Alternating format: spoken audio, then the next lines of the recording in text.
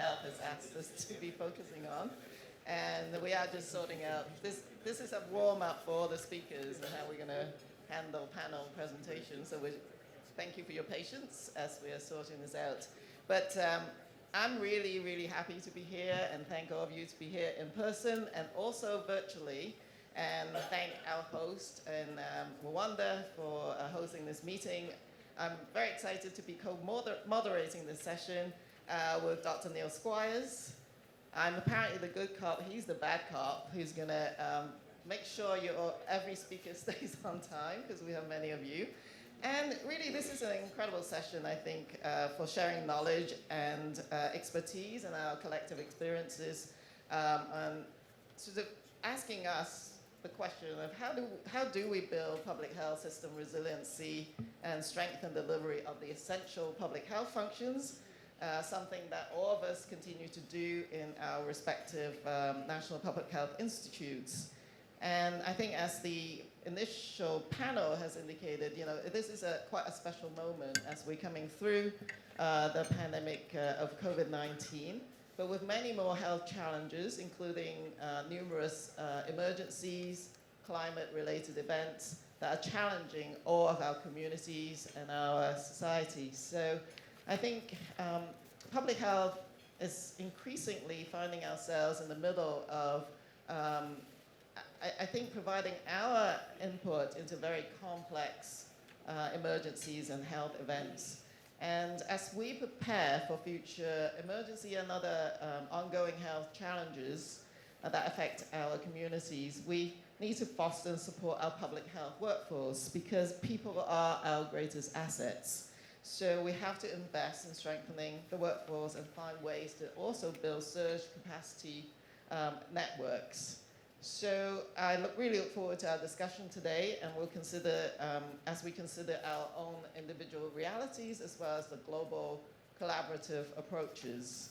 And today we're going to have an incredible set of panelists who's going to take us through a number of, I think, stage-setting presentations from the WHO, but also regional and country experiences.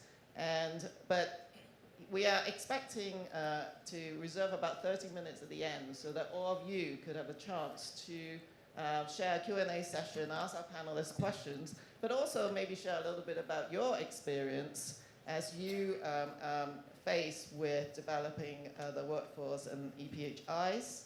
And I think we're asking the question of how you're working with schools of public health, for example. So think about that as we're going through the panel discussion. And our first panelist is Dr. Sahel Sakat from the WHO. He's going to speak about setting out the process of defining the essential public health functions and reviewing public health skills and competency to deliver these functions. Thank you, Dr. Sahel. Let me check whether the slides. Jessica, can you? Yeah. Still not there.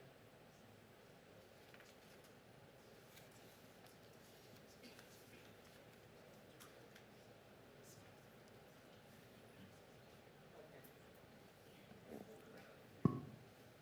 So, thank you, Professor Tam, and thanks, Neil.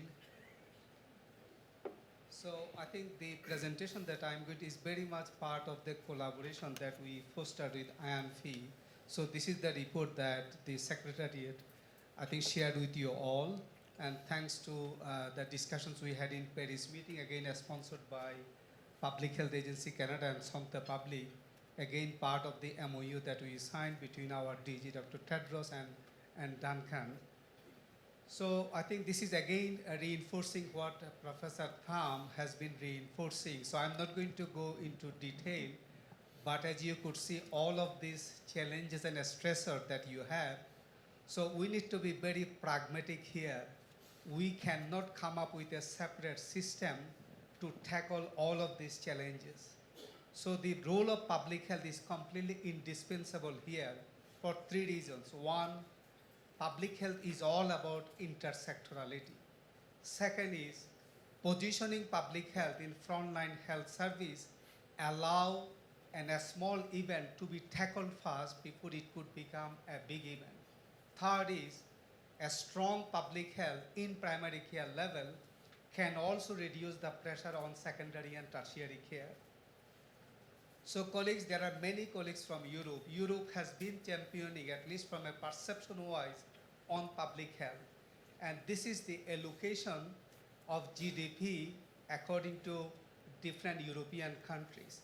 Again, no criticism here, but this is the candid reflection. There's a spike in GDP allocation during COVID-19, but overall, as you could see in terms of the distribution, majority of the health expenditure are still on secondary hospital-centric service. So the public health constitute only 0.6% of GDP. We do not have a comparable data for other WHO regions, but we can expect similar statistics. So at the same time, I think we are all public health communities. We are passionate about public health. One of the limitations that we had when we looked at from in terms of the evidence is that there is no authoritative understanding what is the scope of public health, what the public health in operation and service should look like. Unfortunately, that has been escaped. It was identified during Ebola as a gap. It was identified again during COVID-19. So colleagues, this is again, I think, the report that you had seen for the first time. We as a WHO, we looked at all of the list of public health functions from WHO regions as well as from other authoritative bodies like US CDC, World Bank, etc. And we identified that there are more commonality between the list of functions than a specificity that are present between the regions. So what we as a WHO came across is that for the first time, 4 service delivery related functions and 8 enabling functions, and they're all interdependent. And if you look at the list, the protection aspects, promotion aspect, prevention aspect, as well as there's a clear prominence for public health emergency management. But the key aspect is that is the interdependence between service delivery for public health as well as what enabled them. If you look at the wordings carefully, I think there's a lot of thinking based on the global experience is, for example, public health leadership, multi-sectoral planning and financing, as well as the intersectoral aspects came up very, very strongly. Similarly, also the public health surveillance and monitoring. I think the beauty here is that it can bring all aspects of public health in one framing. Second is that some of the blind spots that we often have, that we have seen in the last crisis during COVID, during Ebola, this approach can allow you to address those blind spots so that you can come up with a comprehensive approach to public health. Again, is the country to contextualize, country to prioritize, but all we are saying as a WHO, it has to be integrated, it has to be a proportionate focus based on the population health needs.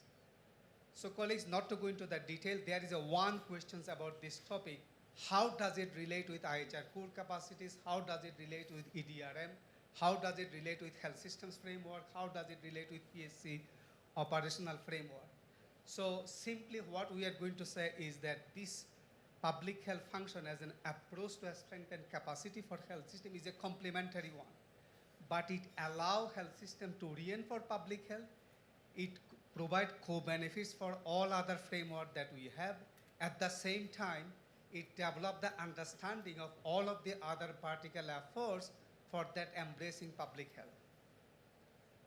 So colleagues, what we had done, again, thanks to IANPHI colleagues and institutions, so we just did not come up with the 12 functions.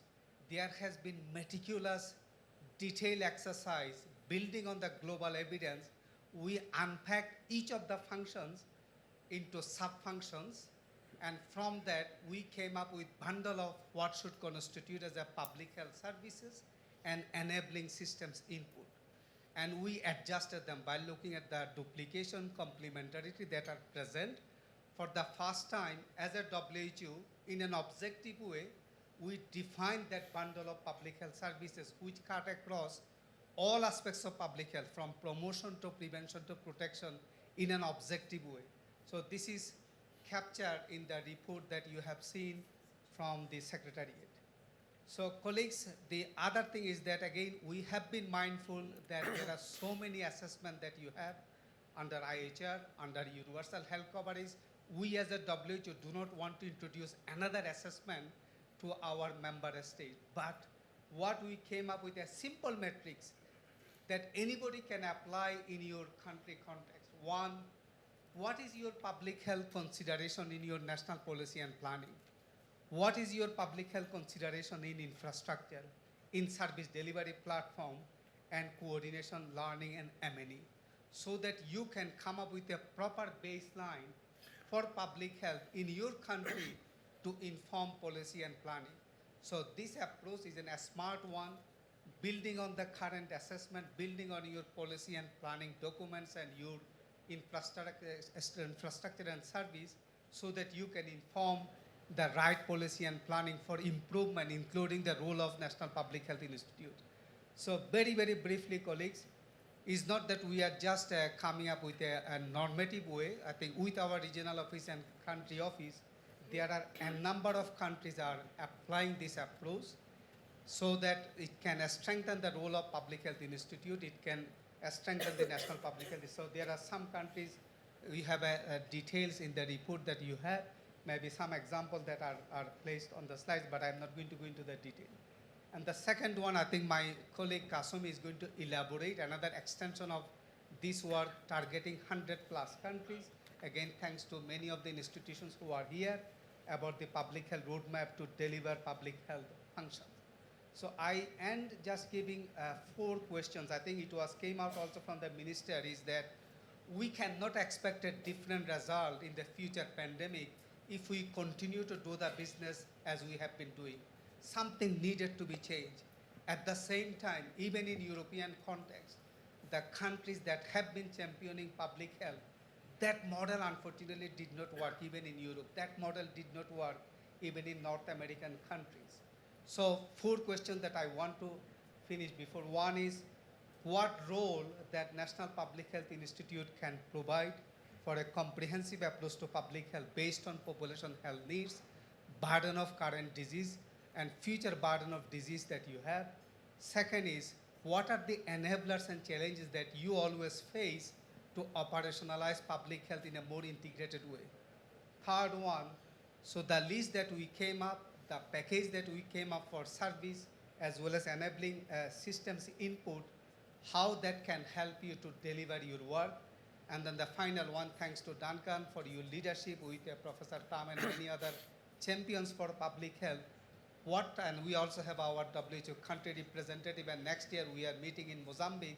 What type of partnership that we can develop so that there can be a step change.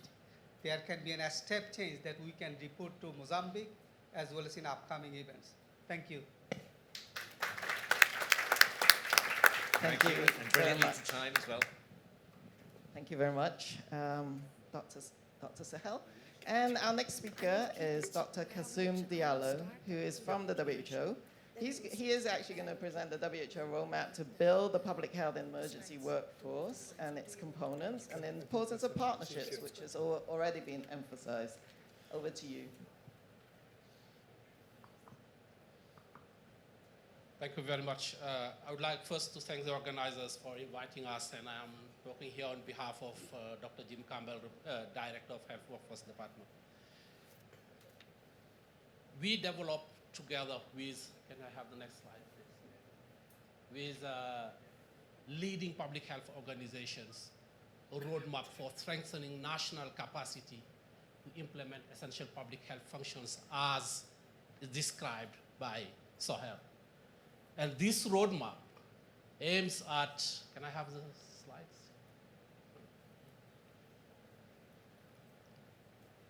This roadmap aims at really strengthening the national capacity, which means that it's about what would be the workforce that is needed to implement the essential public health functions and to face any threat. And that is critical because when we talk about roadmap, we have to talk about strengthening, a way to strengthen the workforce at national level. And which workforce are we talking about?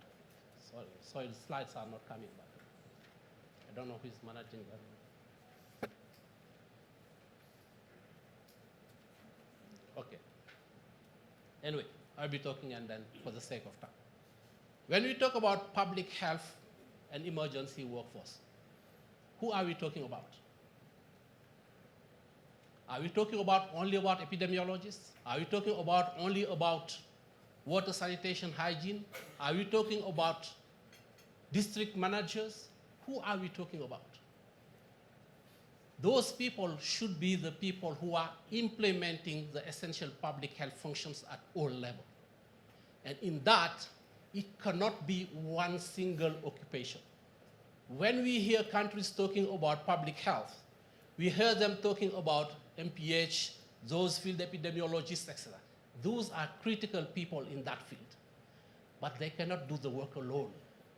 We have to understand that we have to bring community health workers. We have to bring doctors and nurses at primary health care level. We have to bring other occupations that are outside of the health sector. Water, sanitation, hygiene, road traffic, air pollution. All those are doing public health on a daily basis. It is important that we approach this from a comprehensive perspective, looking at both those who are core public health workers, like epidemiologists and the others, those who are core health workers, like doctors, nurses, and midwives, and etc., who are doing part of their time public health work, and those who are outside of the health sector, which is in primary, those who are doing water, sanitation, hygiene, and all the others. Having a comprehensive approach will help us identify which functions are well performed and which functions are not well performed. If you take one function like surveillance, you see a range of occupations doing surveillance. It is not only one occupation that is doing surveillance in a country. It's a range of occupations. And for us, what we want is that the surveillance function is implemented. We have to make sure that those functions, those occupations that are doing surveillance have the right training, the right competencies. And that's why the roadmap is building on 3 action areas. One, of course, is the essential public health functions as developed by Sohail. The second is the competency-based education, because it is critical. And the third is the mapping and measurement of the occupations, which occupation we have to talk about. And that will be critical. The second question that I've been asked is, what would be the implementation of the roadmap? And for that, we have done piloting in a number of countries. We have a series of results based on the tools that have been developed. We have developed a package that we build on the 3 action areas, the competency-based education, the mapping and measurement of the functions, and then the essential public health functions as just described. And we have a package now that is ready to be shared with countries so that countries can implement, and we are happy to support the countries in this implementation. And now the third question is, what is the role of the National Public Health Institutes? And this is critical. First, we know that, and everyone knows that, these kind of threats cannot be addressed or cannot be tackled by one institution alone at national level. We have to look at national partnership. We have to make sure that the different entities at national level speak to each other. And we have done some work in implementing the mapping and measurement of health occupation in piloting in 7 countries. There have been some critical public health functions or institutions that did not talk to each other during the COVID pandemic. And we realize that this has been a mistake. So this multi-sectoral governance approach to these things is critical, and it is important. Now, in terms of developing, making sure that countries, making sure that the competencies are well understood and implemented, making sure that the multi-sectoral approach, multi-sectoral governance is adopted for that is critical, and that is also one of the potential role of the public health functions. So rolling out the roadmap as developed, but also making sure that at country level, they have the capacity of bringing the key stakeholders together around the table and implementing together. It is not one entity conceptualize everything and ask the others to help. It is co-conceptualization, co-implementation, and co-supporting each other at national level. And that is critical. Sorry, the slide are just coming, but for the sake of time, I am going to stop here. Thank you very much. Thank you. And just a quick apology. So the slides will be made available, but a warning to others, just in case. We did say be prepared to extemporize, and that was a brilliant example of being able to think on your feet without the slides. So well done. Thank you so much. And that was a really great overview. I think the key message about the interdependencies and of the essential public health functions. And so I think that's a good segue. You mentioned competencies. It's a good segue to our next speaker, Dr. Laura Magana, who's actually online, and on the role of the schools of public health in working with NPHIs to train the public health workforce of the future. And she will highlight the importance of competency-based experiential learning and the needs for schools to work with the National Public Health Institutes to build our future workforce.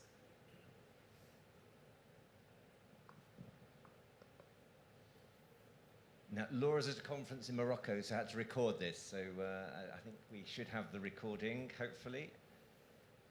Yeah.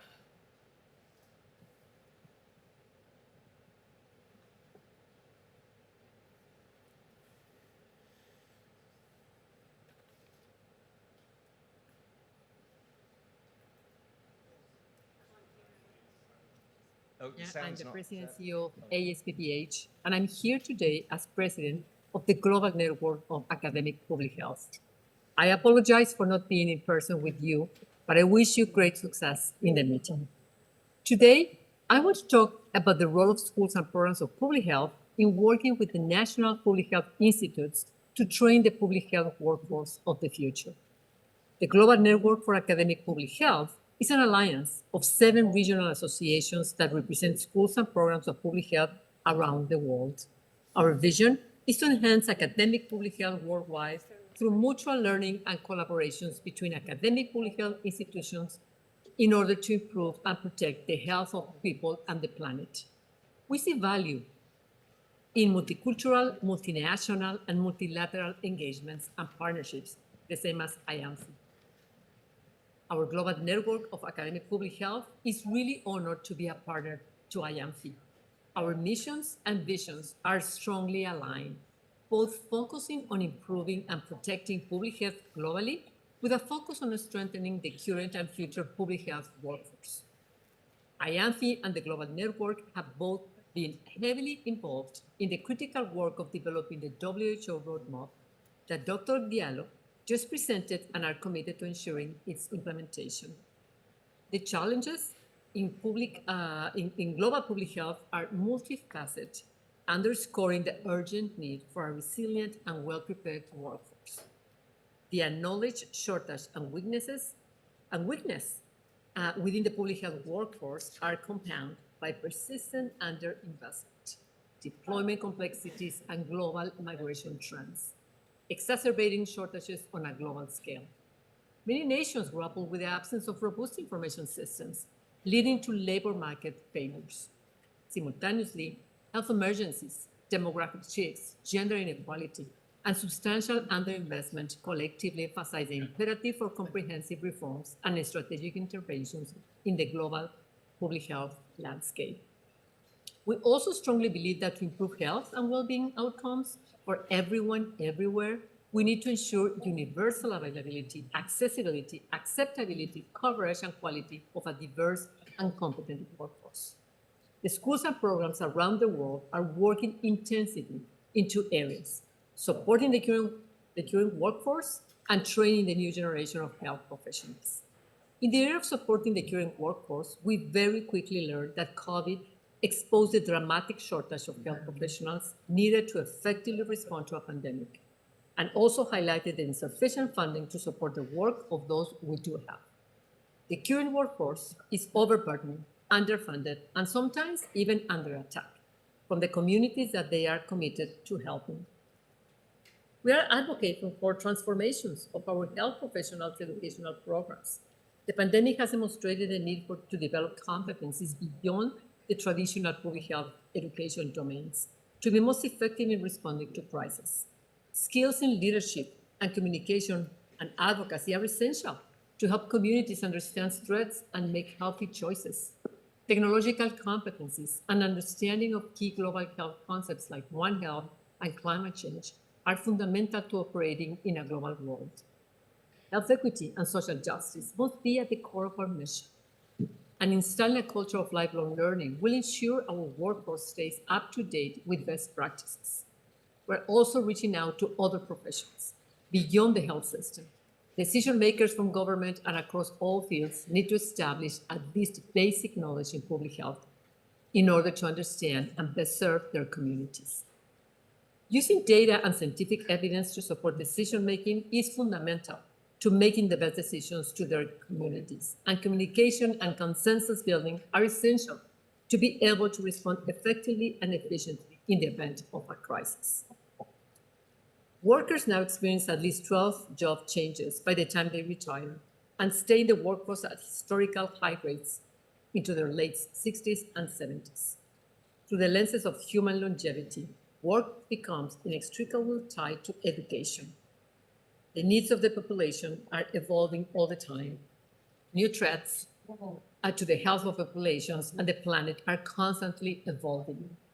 Our profession is a living system where we need to constantly be uplifting our competencies to keep up with new viruses, threats, and innovations to protect the health and well-being of our populations.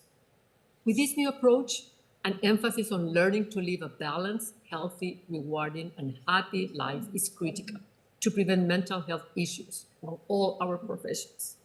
And we need to keep them and to preserve them with a sense of purpose, belonging, and well-being. This is particularly important with all the health professionals that tend to be stressed, overworked, and dealing with other people's challenges.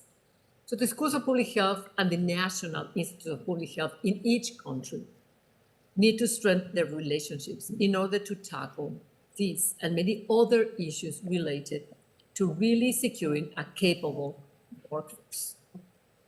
Periodic returns to learning are the new normal. There will need to be more on and off ramps to long life learning for the public health workforce. So we'll need to harness the power of education, gaining what we need and seamlessly entering the workforce highway. So we have work to do together, because working together, the National Institute of Public Health and the schools of public health can identify training gaps, develop and deliver educational pathways that will provide updated competencies and allow public health professionals to meet the evolving health needs of populations they serve. Using innovative approaches, we can design educational experiences that ensure the public health workforce is prepared to address current and future public issues.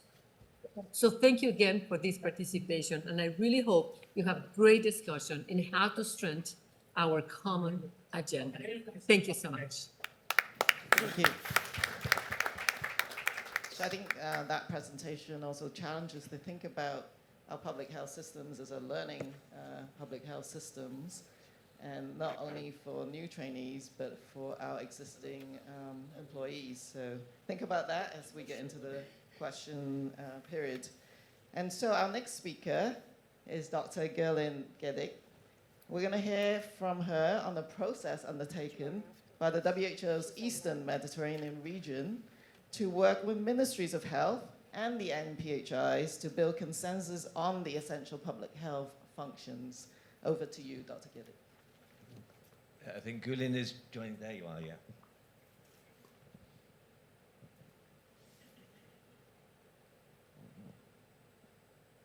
I think you're on mute, Gulin, or?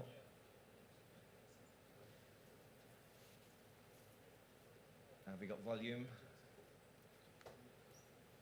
Gulin, you're muted.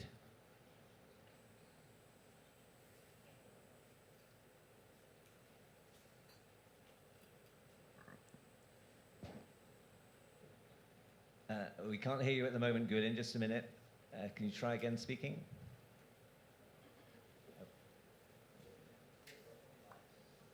Oh, they can hear online. It's just in the room. Yeah.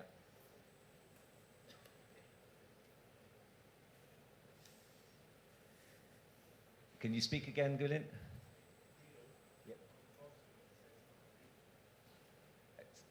So at the back there, can you click the unmute button?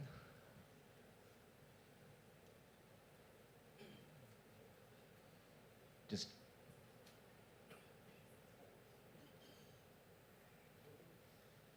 have we got the volume now?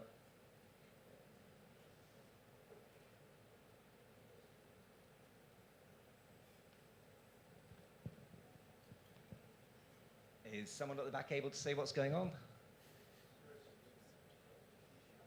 Oh, Gulin, it says you're still muted on your screen.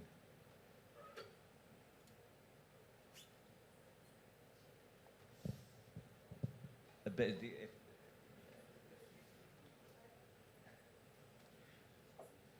Gulin, I think we're going to pause it for now because we can't get this working, and if we move on to the next one, yeah. We all need to be scalable and flexible. This is part of it. So I think we move on to Dr. Raji Tajuddin, who is going to be speaking about the work being done by the Africa CDC to promote MPHIs and supporting the strengthening of MPHIs and emergency workforce capacity in the region.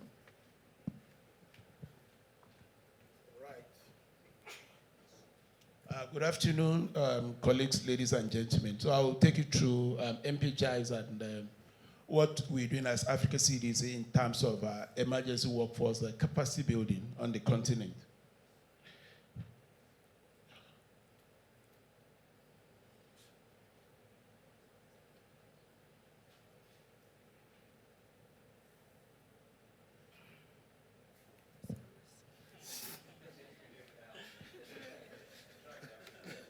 All right, so I know Neil as one of, so let me try to imitate Kasum.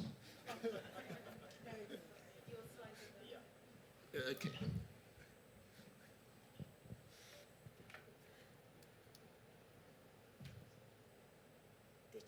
All right, so this is the Africa CDC operating model. You can see the headquarters, you can see regional coordinating centers, and you can see the National Public Health Institute that serve as entry point for what we do in terms of supporting our member states. Again, this is the Africa CDC House, which is just a snapshot of our strategic plan. And if you look at the priority number 4, it's about strengthening National Public Health Institute. And if you look at those cross-cutting enablers down there, you will see that supporting health workforce development on the continent is a cross-cutting enabler for all the 6 strategic priorities you're seeing on the screen. Again, this is where we were when we came on board in 2017 in terms of our MPHI. And today, this is where we are on the right side. So when we started off as Africa CDC, there were 14 member states with a fully established MPHI. Today, we can say that we have 53 of our member states with our MPHI. Much more importantly, when we came on board, there were 23 member states without any form of MPHI. Today, that number has gone down significantly to just 13. So these are some of the tools we developed. I'm sure we can recognize some of our colleagues are in here. So this was back then when Africa Union, together with the Ethiopia Public Health Institute, hosted IANPHI. So again, these were some of the tools that were launched at that particular meeting. MPHI development framework, the legal framework, monitoring scorecard, One Health, and the public health workforce development. So in terms of what we continue to do to support our member states, we have the peer-to-peer and the training program, whereby we mobilize MPHIs who are not so developed to go to those MPHI that have that expertise, to support in terms of exchange of ideas, in terms of sharing best practices. And in 2023 alone, we were able to support 19 MPHIs, to visit the other MPHIs who are supposed to be fully or well developed. So usually, as part of networking of our MPHI, we do have two meetings in the year. So we have the mid-year meeting, which is mainly for regional convening of MPHI. And this is framed around our regional coordinating centers and the regional economic communities. Because those regional economic communities also have what we call the regional health organization. So as you can see on the screen there, so we have the regional meeting and we have the annual meeting, which usually take place on the margin of the Conference of Public Health in Africa. So I'm sure you can see some colleagues on the left downward side of your screen. Crucially, you can see that these days we are working closely with WHO to move the MPHI agenda forward. So in terms of workforce capacity, what exactly are we doing? So as you can see on the screen there, and just as my previous panelists do mention, we need to strengthen leadership. And 4 years ago, we launched the Kofi Annan Global Health Leadership Program. So today, we have trained 39. We have 20 fellows currently undergoing training. And was it April? So we'll all be in Rabat, Morocco, as part of the training for this Global Health Leadership fellows from our MPHI. Number 2 is around support for our member states in terms of the field epidemiology training program. Today, most of the field epidemiology training program are actually suffering. And as Africa CDC, we decided to support 2 regions, the Central Africa and the Southern Africa member state. So currently, we have 63 fellows undergoing training. To strengthen the primary health care, we are also supporting the frontline field epidemiology training program. So currently, we have member states in the Central African region benefiting from this sort of support. We're also working our member states in terms of using burden of disease estimate to inform policy and practice. So we're working with Institute of Health Metrics and Evaluation to do that. And we've supported 49 member states as far as that capacity is concerned. And last but not the least, on the screen there, you will see that we're also supporting the nurses and midwives, because you cannot continue to talk of health security when the nurses are left behind. So in this regard, we're working with the Harvard School of Public Health to train our nurses on their leadership. And we have the second cohort currently undergoing training. So in terms of research, we're supporting our member state to build their research capacity. Now, let me shift gear and go to emergency workforce capacity. Let me start by saying that on the margin of World Assembly in 2023 in Geneva, together with WHO, AFRO, and EMRO, we launched the Joint Emergency Action Plan, to support our member states in terms of building emergency workforce and putting in place a very robust resilient system to tackle emergency. As you can see on the screen, so those are the objectives of that particular collaboration with WHO. So as Africa CDC, in order to support the workforce gap on the continent, we launched what we call the African Epidemic Services. Let me use this opportunity to thank partners in the room, from USCDC to RKI to MasterCard Foundation to CEDA to Swedish Public Health Agency, who have actually supported us in terms of moving this agenda forward. So this African Epidemic Services is modeled after the European Program on Intervention Epidemiology and the US ERS program. So today we have 3 tracks as far as this is concerned. We have the Applied Epidemiology, Lab Leadership, and Health Informatics. So in terms of emergency workforce capacity, as you can see on the screen, we are building capacity around legal instruments to support public health emergencies. We are supporting our member state capacity in terms of public health emergency operation centers. We are also continue to strengthen and scale up the African Volunteer Health Corps. Currently, we only have this at the headquarters, but we are moving ahead to establish the same thing we have at the headquarters, at the regions, and at the national level. So that when there's any outbreak, before it becomes epidemic or pandemic, the national rapid response team is able to respond. If they overwhelm, they get to the regional level. If they get overwhelmed before they get to us in Addis Ababa. So this is what we're doing in terms of that. Currently, we have 1,000 rapid responders in the roster, and we'll be scaling that up to 2,000. And of course, knowledge management, especially when it comes to research during a disease outbreak. Again, this is Joint Emergency Preparedness and Response Action Plan that is jointly, launched by WHO and Africa CDC. And you can see the different areas of focus, and you also see on the right-hand side of your screen the target for 2023 to 2027. But much more importantly, we want to build a network of emergency health experts, expand our roster, and also include emergency medical teams. We want to support 21 member states to establish and operationalize public health emergency operation center, and the rest, as you can see on the screen there. So colleagues, ladies and gentlemen, these are some of the priority areas. And let me stop here, and I'm more than glad to answer some of your questions. Thank you. Thank you so much, Dr. Taj. Next, we're going to move from that incredible overview of the Africa region in terms of building capacity to the European region. We're going to have Dr. Anders Tegmo and Dr. Diana Van Dale to give us an update on the EU Team Europe initiative on strengthening the NPHIs. Thank you.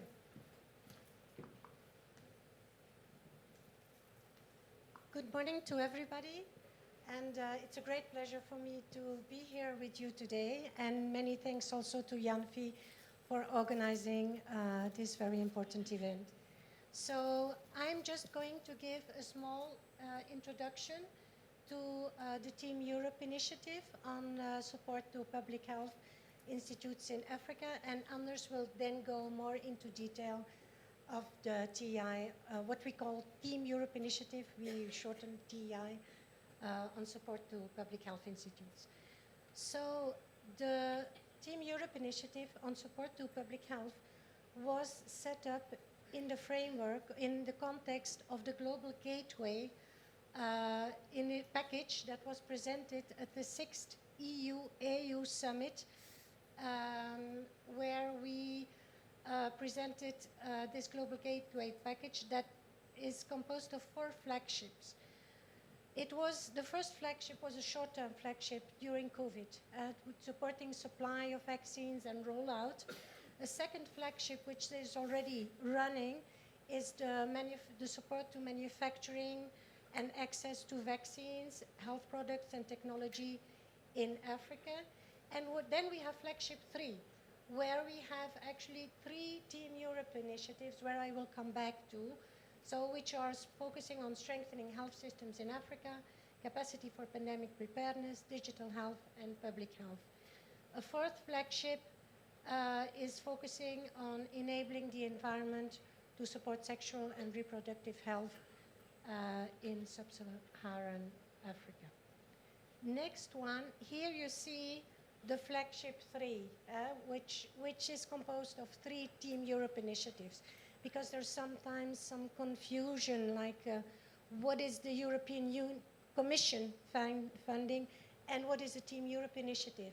The Team Europe initiative is actually bringing together what the Commission is funding in programs, but also what the whole member states of the European Commission are doing. So we have in this flagship bilateral country support, which is already going on for some time. And now we have the regional Team Europe initiatives. We have one regional Team Europe initiative on health security using a One Health support approach. We have the Team Europe initiative on public health, supporting public health institutes, on which Anders will tell you more. And we have the Team Europe initiative on strengthening digital health systems. We are scheduling the launch of the 3 Team Europe initiatives during Belgian organized under the Belgian presidency of the European Commission. End of March, we will launch the 3 TEIs.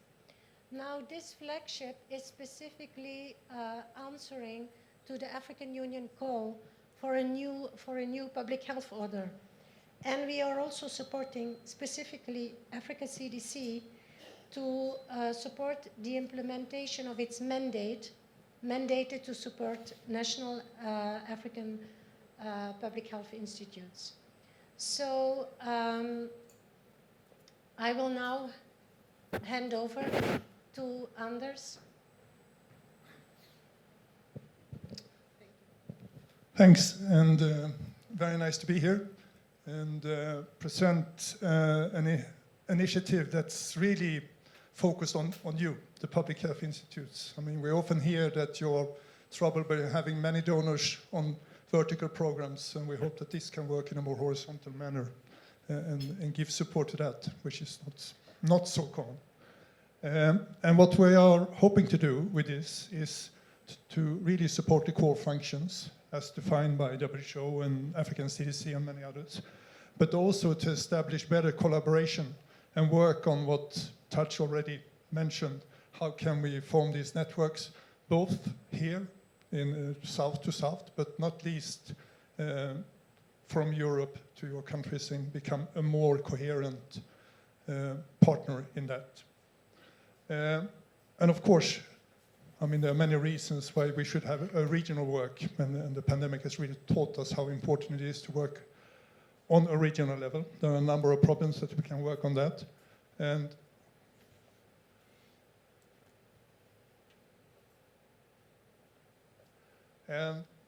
before Neil stops me, I'm not going to go into any details here, so you're going to have to look at the slides afterwards and see the details of this.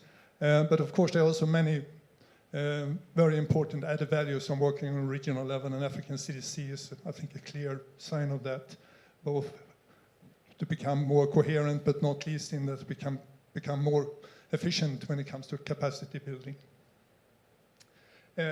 So, of course, this program we're talking about will be very closely aligned with the African CDC's work, and we will also be very closely aligned with the other Team Europe initiatives, so we don't overlap and that we really keep close what we do in the different parts of the system. But in the end, what we want to achieve is, of course, a more resilient, a stronger health system in all of these countries. And the conceptual framework, of course, goes back to what African CDC has already been presenting here, so I don't need to go into any details on that. And I think this is very interesting, because when we start putting together what Europe is doing in Africa and doing together with Africa, we can see that actually we are reaching most countries in Africa. It's only a couple of white spots, which I think is quite interesting and I think really promising for the future to work together, that we can really cover everything. And then in this specific project, we will mostly focus on 10 different countries, which are the ones on the right side. And these are the European members of this Team Europe initiatives. Of course, there's a number of other European countries, but we believe that these are the ones that covers most of the activities here together with you. So where are we today? We, first of all, really to become better in Europe in becoming coordinated, because for our sake, but not least for your sake, that we can work together better in a way so we don't overlap and we don't really see the gaps that we need to fill. And then now we are starting a collaboration with African CDC and IANPHI to see what activities can we do to fill the gaps that are still there in different ways. And then after the launch that Diana started, we can start doing this for real. So, thank you.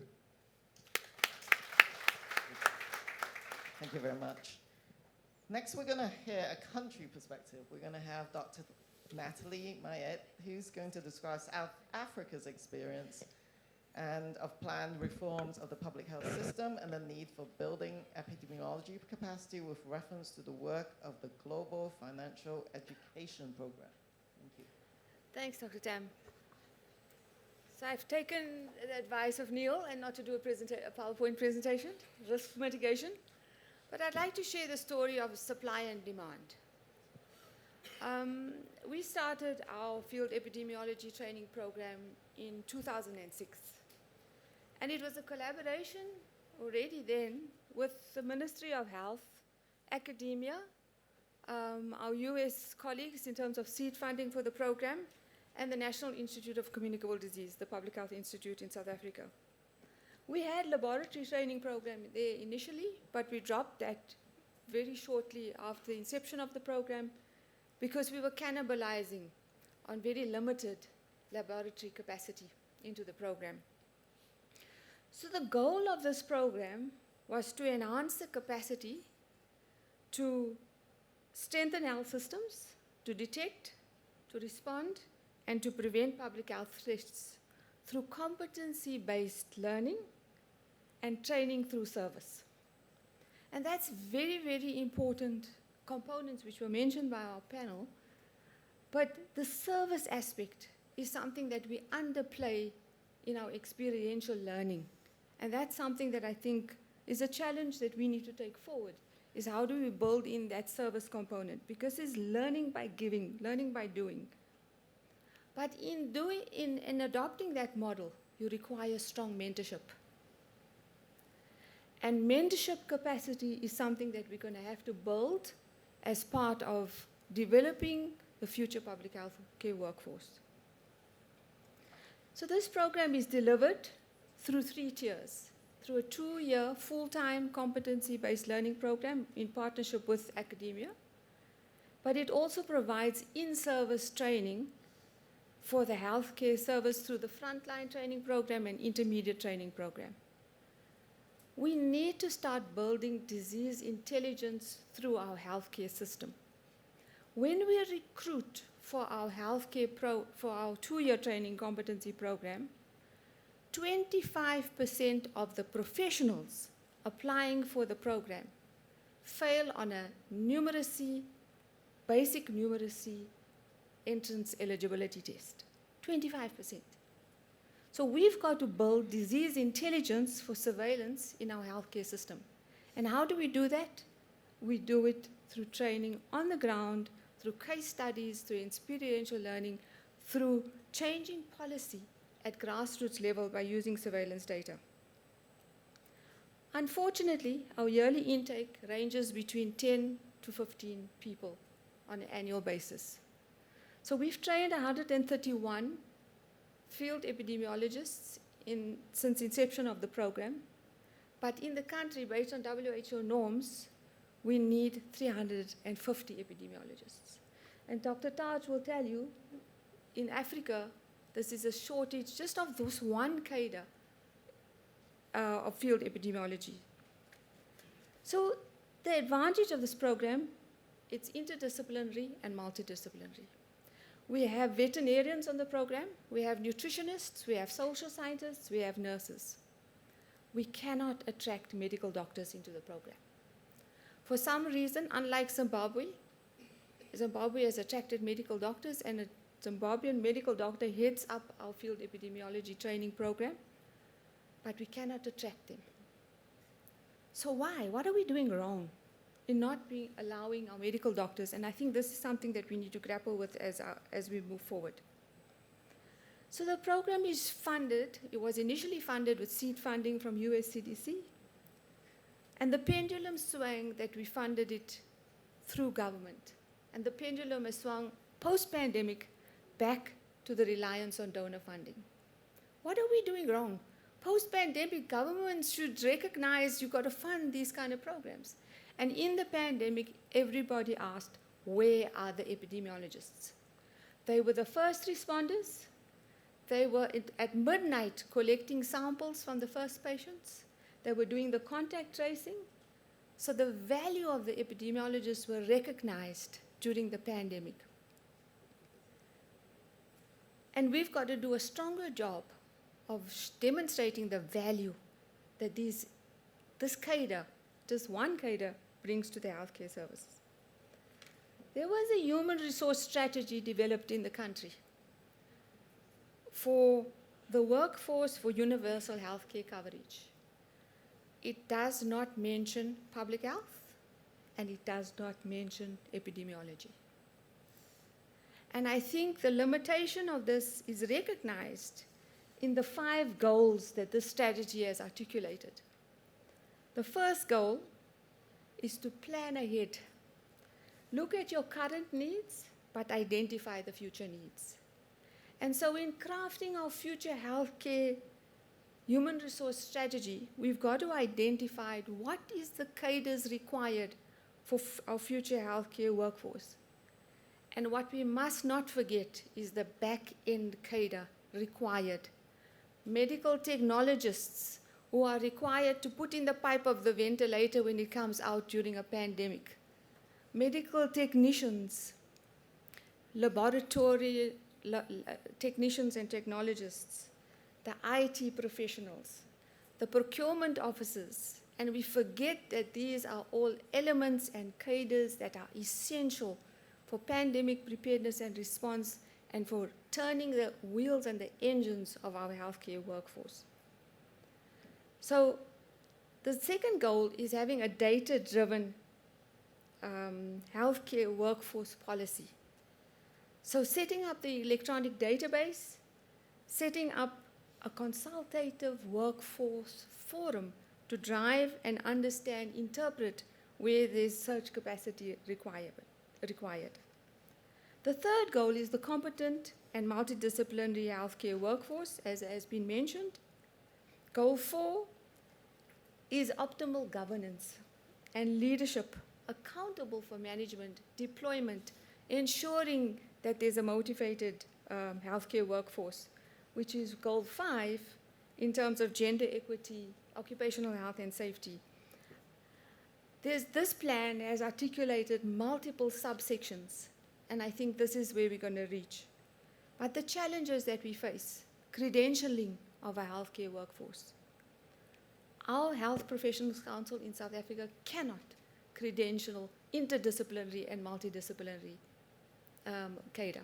And I think this is something that we need to work towards. Who drives the workforce strategy in the country? Is it the NPHI? Is it the Ministry of Health? Or is it us collectively?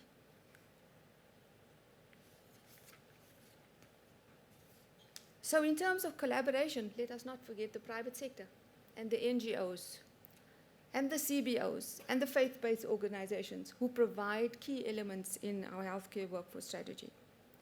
So if we are going to achieve universal healthcare coverage, if we're going to be prepared for the next pandemic, if we're going to deal with the colliding syndemics, if we're going to deal with the next new public health order, we need competency-based education. We need interprofessional education grounded in large-scale information technology and health economics, where we have healthcare professionals who are science diplomats, who are cared for and who care and who can influence. If we're going to do that, we need to make our healthcare professional and public healthcare workforce attractive, and we need to demonstrate the value they add through recognition and through the multiple partnerships that we face in terms of global initiatives like IANPHI, the Global Public Health Workforce in Epidemiology, TEFINET, Africa CDC, and our collaboration. Thank you. Thank you. Thank you so much. That was an incredible account of your experience. And I think you also mentioned, what exactly is the role of the NPHIs in inputting into a health workforce strategy? Can you get your foot in the door and make sure that it's, the public health aspects of the health system is well taken care of from a workforce perspective? So we are going to try and go back now to Dr. Geddick on screen. Back to the Eastern Mediterranean region. Can you hear me now? Yes, we can hear you. Oh, perfect. Great.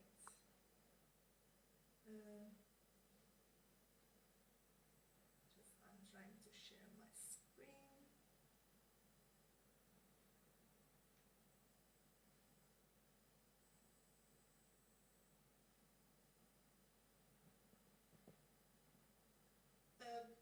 First of all, I would like to thank you very much for the organizers for inviting me, and I'm very sorry that I couldn't be in person there, but I'm very glad at least I can join this way, and thank you for your patience for my technical issues faced. So, I think quite a lot has already been said, and that makes my presentation much easier because I don't need to repeat what have already been said and very well articulated. from the perspective of Eastern Mediterranean region. So, as we have seen, many regions, countries have looked at essential public health functions, developed their essential public health functions at different times in the past. And in the Eastern Mediterranean region, this process was initiated a decade ago.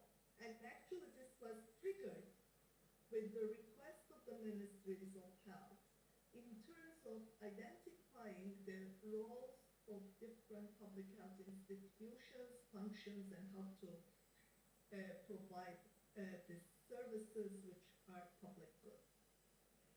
So, essential public health functions framework was developed, and then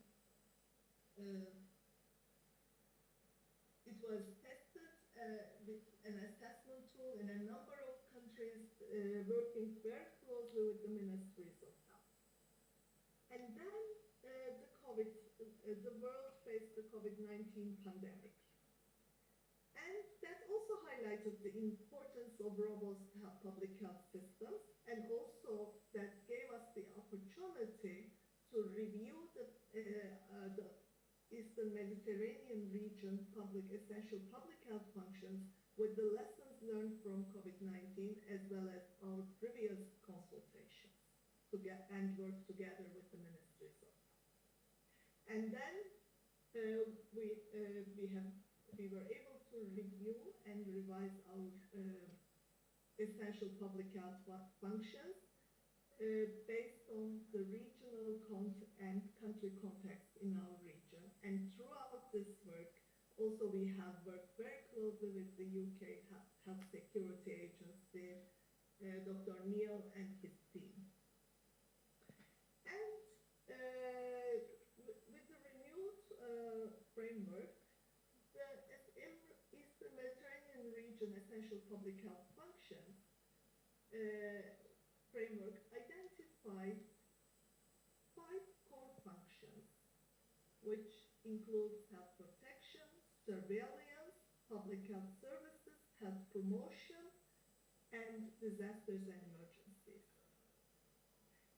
And in addition to the 5 core functions, 4 enabling functions have been defined, which includes governance, workforce, research, and communication.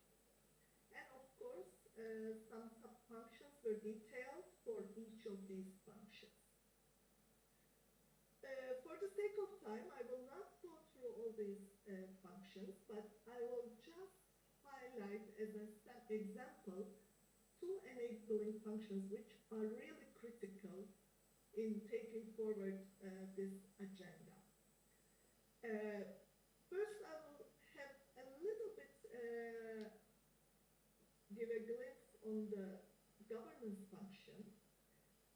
4 main sub-functions have been identified in terms of governance function to be able to take this agenda forward. And it emphasizes the legal, legislative basis, required institutional arrangement, and financing. And also governance emphasized the multi-sectorial aspect of the implementation of essential public health functions, which had already been emphasized by other countries, which goes even beyond the health sector and other sectors. So the governance function had been elaborated in that area. And then the question comes, who will deliver the essential public health functions? What are the competencies required in the health workforce, and what are the cadre's needs? And already my dear colleague Hassoum has mentioned the broad range of cadres, types of health workforce involved in the delivery of essential public health functions. And I think, what are the competencies we need for that? And again, together with UK Health Security Agency, a workforce based on our context. And this framework can be useful in many ways. It can help us to guide the workforce planning, develop the job descriptions with required skills and experiences, to assess the current capacities, and also this can serve as a guidance for competency-based education and training at different levels of the education training, including undergraduate, postgraduate, and continuous professional development. So I think as a conclusion, the public health challenges experienced during the pandemic have highlighted the importance of resilient health systems with a renewed interest in public health capacity. And in our regional committee in 22, the regional committee adopted a resolution on building resilient health systems, which identified 7 priorities. And focus on essential public health functions, and also building public health capacities of public health institutions have been among the identified priorities for our region. And in taking this further forward, in 23, the year after, and a few months ago, in October 23, our regional committee adopted another resolution on health workforce, which calls for action to accelerate the implementation of health workforce strategies and priority action, and which also emphasize the focus on health workforce for essential public health functions and emergency response, and with a special focus on the public health professions. As Hassan mentioned, they are also very important and core, this, together with other health workforce involved in the delivery of essential public health functions.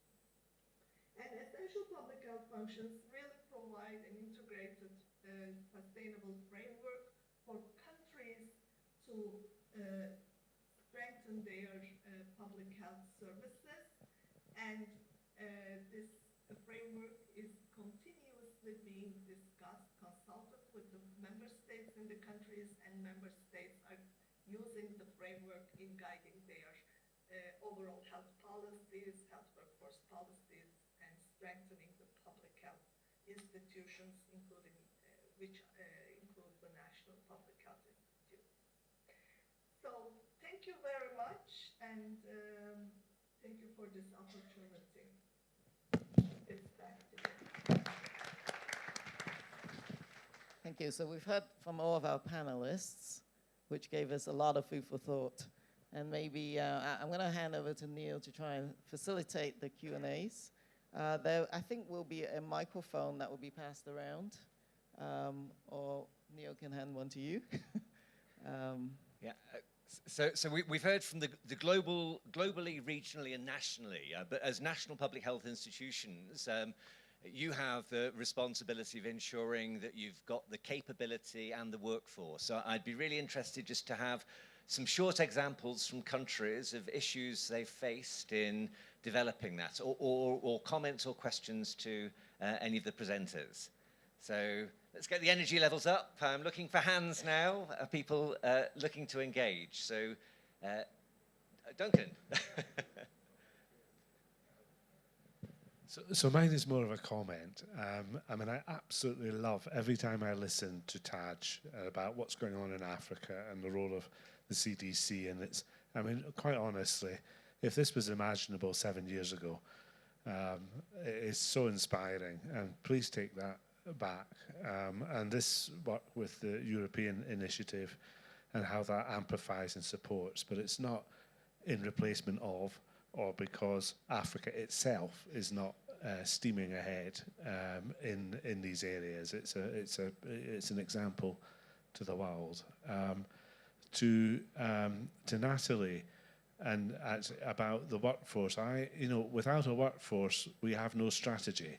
There is no strategy that is capable of implementation without the people. And if I'm thinking about my hospital years, we talk about doctors and nurses, but it's not doctors and nurses that make hospitals work. It's all the people you don't see that make sure that you can do your major surgery and that keeps frankly, including the payroll and all the folks that, are not visible. And we need to think, as you set out there, what does this mean for the public health workforce? Because we learnt that through the pandemic.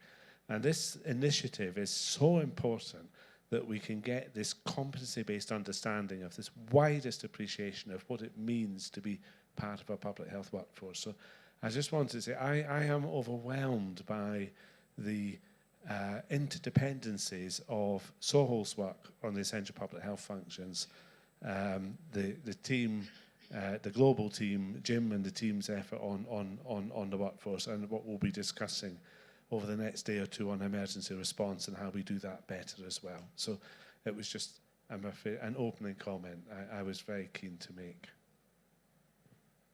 Thank you. Well, I'm going to, excellent, yes. Thank you.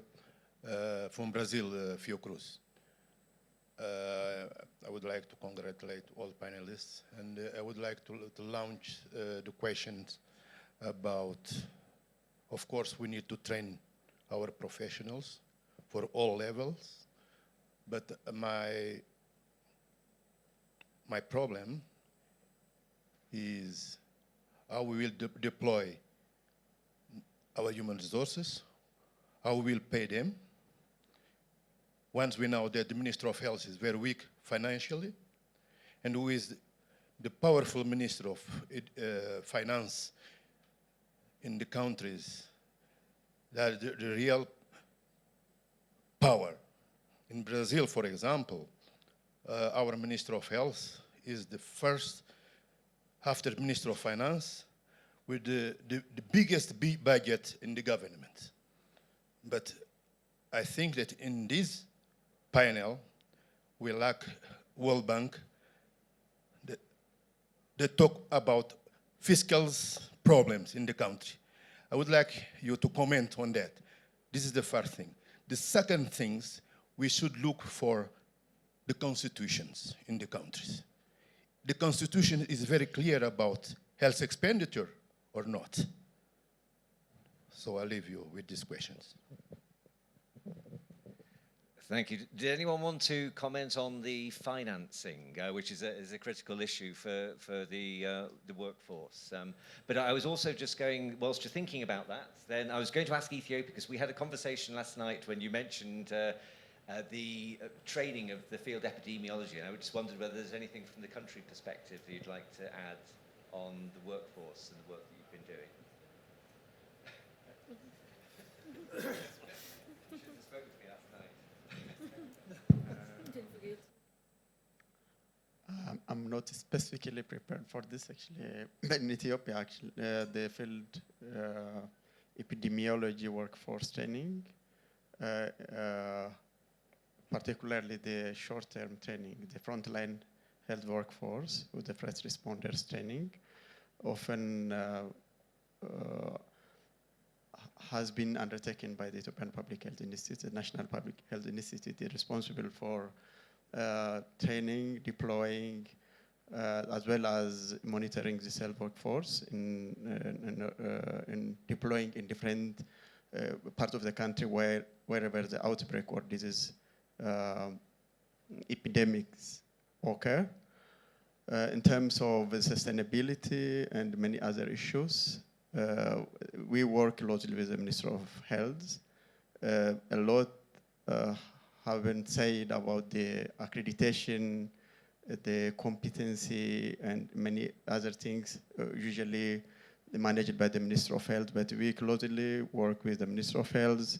But when it comes to deploying various health focus in different parts of the country with different sectors, it is the first responsible body, the Ethiopian Public Health Institute, to collaborate, coordinate, as well as manage those health workforce, but there is no clear line of responsibility and accountability in terms of training and accreditation. But still we collaborate with the Ministry of Health and respond to various public health emergencies, even involving other sectors when it comes to public health emergency management. Otherwise, the sustainability, the financing, and many other issues should be the assignment for not only for the National Public Health Institutes, but for the Ministry of Health and other sectors, including the Ministry of Finance, the body that always decides on the financing, the budgetary issues, and the like. Thank you very much. Thank you. And Kasum, you're going to come back on the financing, I think. Yeah. Hello. Yeah, go ahead. You can go ahead. Oh, thank you. I'll stand since I'm sitting in the dark. Thank you. I'm Dr. Chirenda from University of Zimbabwe. So I would want to make a comment in response to Natalie's presentation. When we started training field epidemiologists in 1993, I think, we had the same problem of not attracting clinicians for almost 10 years. And then we made an intentional decision to go around the country to explain why clinicians should come and train as field epidemiologists. Now we have it's actually oversubscribed. So I don't know what trick we did, but that's what is happening. In terms of health workforce development for field epidemiology, it's in Zimbabwe is very clear. The University of Zimbabwe and other academic institutions have responsibility in training or developing health workforce, from nurses, doctors, pharmacists, and of course the actual field epidemiologists at master's level. The Ministry of Health responsibility is to guide. It's a joint program. We have an office sitting in the Ministry of Health, a university office. We have joint planning meetings where we say, these are the cadres that we want trained in field epidemiology. And our responsibility is to train that it will address the sustainability issue that my colleague from Ethiopia was referring to. Minister of Health is also responsible for mainly outbreak response and surveillance. Issues of research and everything are responsibility of academic institutions. That way it makes it very clear and avoids issues of TEF. So I thought I could comment on that. Thank you. Okay, thank you very much. The name is Tunde Salako from Lagos, Nigeria. My question is to Natalie, especially that we're paying attention to workforce that have not been recognized in the past years. She mentioned finance, procurement, and things like that. And most of the time when we define workforce, we don't remember these people. So I wanted to know your opinion about expanding that definition such that in future, when we're training people, we do not just limit it to the medical professionals, because these people play an important role when it comes to financing, making funds available, especially during emergency and response to emergency. And many of them don't understand the dimensions of what the professionals are doing. So they keep quoting some of their laws that restrict fast access to funding. And I believe that if that cohort of people are part of the definition and they now understand the processes and what is required in such emergency conditions, that release of fund procurement processes will be fastened. I think we have just one final comment from the floor, Andrea. Yeah, thank you. Andrea Amon from the ECDC. I think the issue with the health workforce has a zillion layers and facets. And I think it's impossible to address all of them. But I think we all have, I at least have made the same experience as Natalie, when everybody says, oh, the health workforce is in a bad shape, they're running away, it's not attractive. Nobody talks about public health, which is usually even worse. So we have to advocate this because nobody does it if we don't do that. To make sure that when there are health strategies, workforce strategies taken up, that public health is considered. One thing. The other part is we have to the diminishing public health workforce, attract people to take it up. And that is the next issue where there are conditions that they work under that we cannot change. So it's another area where we have to actually do advocacy, that the working conditions, the salary conditions, the career perspectives, work-life balance, and so forth is changed. Now, then it comes to the training. And there, what you have said is also what we experience, that our epidemiology program that we offer is very thorough. It turns out really good experts, but it takes long, and it doesn't meet the immediate need. So we also have to diversify to address those that are already in service, to address those, if, for instance, for the Volunteer Health Corps or our EU Health Task Force that we are now building, that they also get training and sort of ensure an upskilling of those that are already in service or that we use for certain occasions. So I think there are a few things where we can directly influence, and there are other things where we have to do advocacy because it's at least outside of our control. Thank you very much. And unfortunately, I think I saw a few other hands up, and we don't have time because you're all hungry, I think. I think the key is to network and partner and sort of look, you know, we've got 1.5 more days of this really quite incredible opportunity to do that. I will have to say that as national public health institutes, we have to actually tell our decision makers who works in public health. What is public health? You know, there's functions.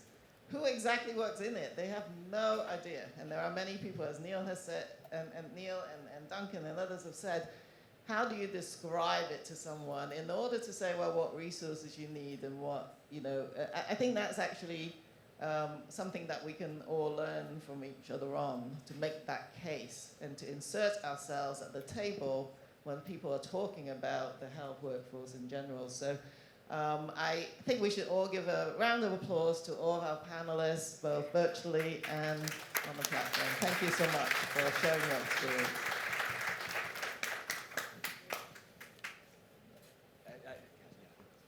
So, yeah, I don't think we need to answer any of the questions. There's lots of time to have discussions in between, and I don't want to keep people from their lunch. So we pick up, please, individually with the speakers if you have questions of them, and we can have a discussion over lunch. So thank you, everyone.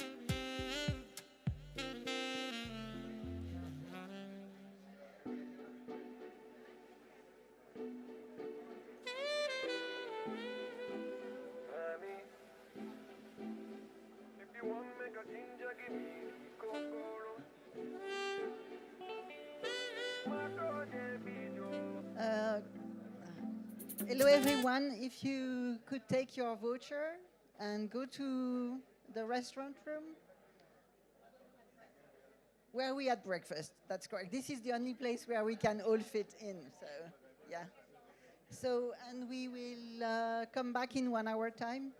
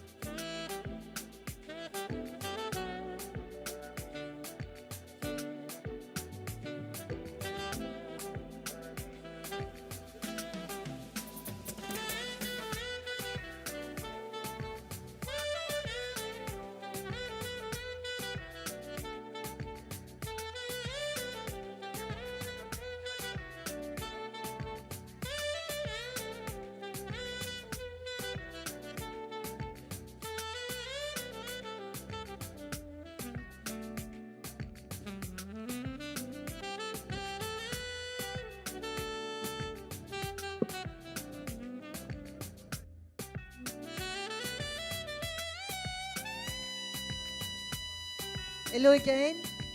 We were told that if you wish, you can leave your bags in the room.